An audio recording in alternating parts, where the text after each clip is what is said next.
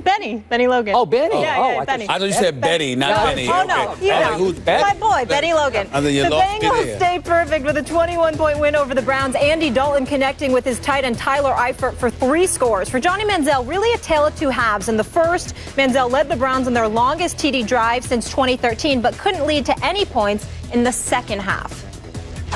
Looking back, there were a couple times I could have, got it down to a tight end or got it down to a back, and really, even sitting there with 10 minutes left in the fourth quarter, just to get something established. I think it took a little too many shots right there. The back shoulder to Debo, ball over the middle to Barnage. I just gotta get some completions to get into a rhythm, and that really didn't happen for us in the second half.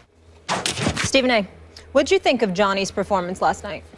It depends on which Johnny you're talking about. If you're talking about the Johnny Manziel who led them to that scoring drive at the end of the first half, who completed about 11 passes, 11 of his 18 passes in the first half for 100-plus yards, I think that there's no question that Johnny Manziel has shown that he's improving. He's shown that he's putting in some work and that he's getting better. The flip side to it is that in the second half, because he's 11 for 18 for 128 yards in the first half. In the second half, what are we talking about here? 4 or 15 for what is 40. It, 40 yards? Yep. No. I mean, Cincinnati did a great job of keeping him in the pocket, neutralizing him, making sure he couldn't get out and scramble and find other receivers to throw it to. And I think that it was exactly what we talked about yesterday. Skip, he threw a couple of passes to Bo and obviously had the TD pass to Johnson Jr. and all of this other stuff. But in the end, what it comes down to is as we watch this team, we know that they were inhibited to some degree because they're an inferior team to the Cincinnati Bengals. They're not nearly as complete. And then when you look at their running game, once again, Isaiah Crowell only had 38 yards rushing. Thank you. Only 38 yards rushing. I mean, their running game is virtually absent. Mm-hmm. So all those things taken into consideration, Johnny didn't have much to work with. He showed flashes of improvement, obviously. I was impressed with what I saw from him in the first half.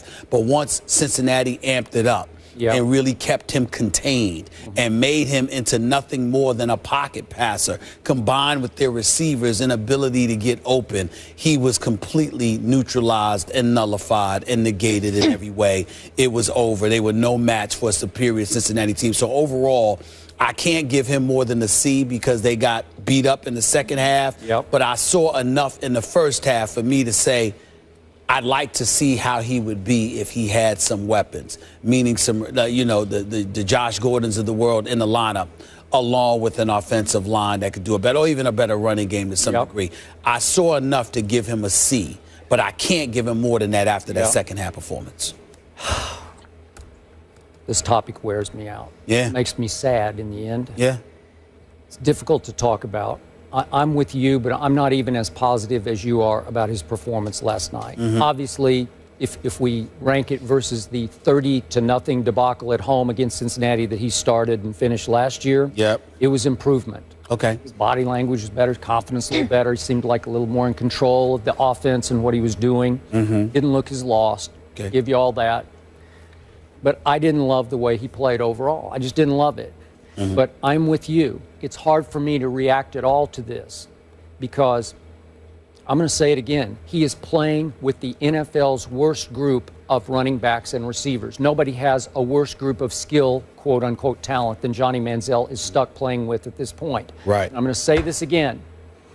He is playing for a coach and a GM who did not want him. They did not want to take him with the 22nd overall pick. That came from the owner, Haslam, on draft night in the war room. So he has been, to me, doomed from the start in Cleveland. And he's obviously playing for an organization that seems doomed just as an organization. It's just so dysfunctional. It's such a mess. And after the game, I thought it was fitting that Pettine went Jay Gruden on RG3 last year. Remember when Jay Gruden used to rip RG3 or just be so condescending and dismissive of him? And so last night, Pettine dismissed Johnny as inconsistent. Okay, I'll give you that. He said he's got to do a better job of throwing from the pocket. Okay, I'll give you that. But then when asked, will Johnny start when they play again in what's 10 days away from now, Pettine said, we will assess what pool of players are available. What pool of players? So we're talking about a former first-round draft pick here, and he is relegated to a pool of players. maybe somebody on the practice squad, maybe one of our second, third, fourth stringers will be ready. Maybe Josh McCown. We'll see what our pool is before we decide whether Johnny's going to get another start. That's as dismissive as you can get from a head coach. So my bottom line again is I don't think Mike Pettine will be there next year. I could be wrong about that, but it seems like he's got one foot out the door because that team is so bad. And I'm hoping Johnny won't be there next year. Well, both of us are hoping Johnny won't be there. That's number one. Number two, to get back to him, improvisational skills were there. In the pocket, he didn't seem as impressive. The offense clearly looks like it's run with a bit more efficiency with Josh McCown up in there as opposed to Johnny Manziel.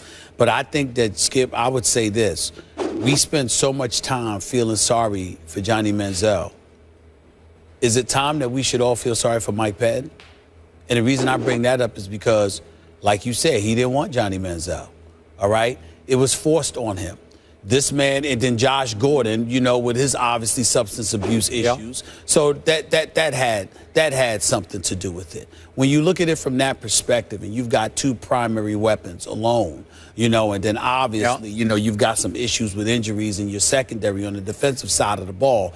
I mean, to me, Mike Pettine, then you got the whole Farmer issue with, getting in trouble with the league and all of this stuff. Everywhere you turn, Mike Pettine has had to work around all of this, along with an owner who won't just cut the check and stay out the way. He actually interferes because he thinks he knows a thing or two about football and what football decisions should be made. Maybe. A legitimate argument could be made that Mike Pettine has been undermined to some degree. Not intentionally or anything like that, but the environment is so dysfunctional. Let us remind our audience that Kyle Shanahan was the offensive coordinator on this team.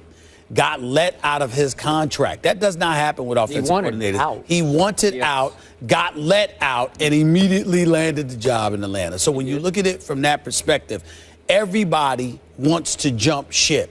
And this is what Mike Pettine has to deal with because, by and large, it ain't because of him.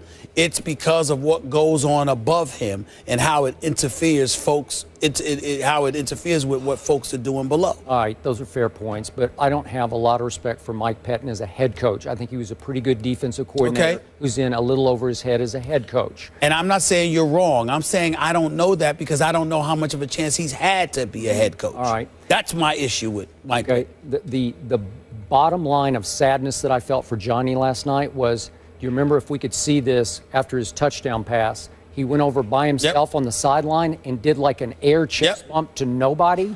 Nobody. Oh, I thought he did that. I thought he did that on purpose. Well, he's just doing it. He's celebrating by himself. That's right. Okay. Okay, that's a guy. But there was a couple of guys that greeted him once he came down. I don't think so. They were right there. They were right there. He did it by himself.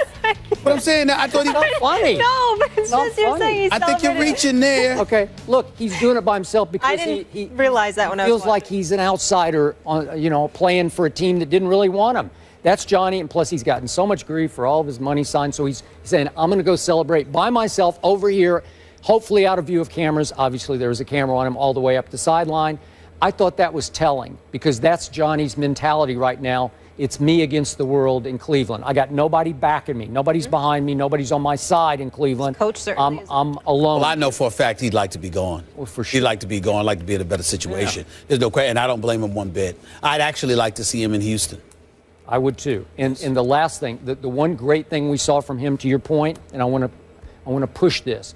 This kid has rare quickness and elusivity because I'm sure the Bengals' whole plan was you cannot ever let him out, and he was getting out at will. Sometimes he got out in the second half. He didn't make a play. I couldn't tell. I really, really couldn't tell. What they had in the second half, one first down maybe? Yep. I mean, it was bad. He missed some throws. But the point is, I still think he can play somewhere else. He needs a fresh start. I'd love to see him get a shot down the stretch with the Browns. I know it's not the greatest team just to continue starting, but I don't think that's going to happen as soon as McCown's back. I personally prefer to see Johnny Manziel on the bench because he has nothing to work with. I don't care how great you are as a quarterback. Even if you're great, if you don't have anybody to throw the ball to because they ain't open, it doesn't make a difference. Yeah, fair enough. There were a couple that the receivers should have gotten. Moving on, Derrick Rose back in old form. He scored 29 points in Chicago's win over OKC last night. Will he keep it up? We'll discuss that after the break. And we have you covered heading into another sports weekend. Check us out on